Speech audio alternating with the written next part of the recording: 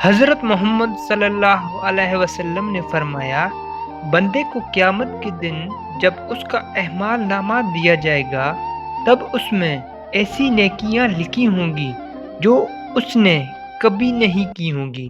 وہ پوچھے گا، یا رب، یہ نیکیاں کہاں سے آئی؟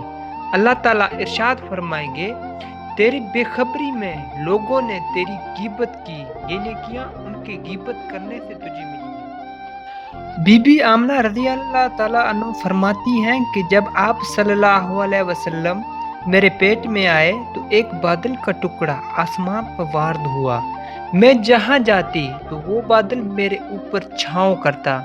میں جب بکریاں چرانے جاتی تو بکریاں میرے پیچھے چلتی۔ جب چلتی تو پتھر میرے پاؤں کے نیچے نرم روئی کی طرح ہو جاتے، اور جب کنویں سے پانی نکالنے جاتی تب پانی اوپر چڑھ آتا اور آسانی سے پانی بھرتی۔ جب سوتی تو خوبصورت حوریں مجھے پنکھے سے ہوا دیتی، اور روزانہ ایک نبی مجھے خواب میں مبارکباد دیتے تھے کہ آپ کو مبارک ہو کہ آپ آخری نبی صلی اللہ علیہ وسلم کی والدہ ہیں۔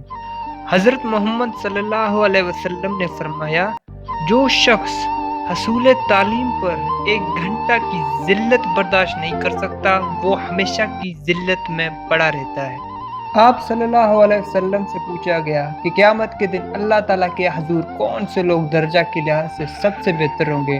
تو آپ صلی اللہ علیہ وسلم نے فرمایا، اللہ تعالیٰ کا کثرت سے ذکر کرنے والے۔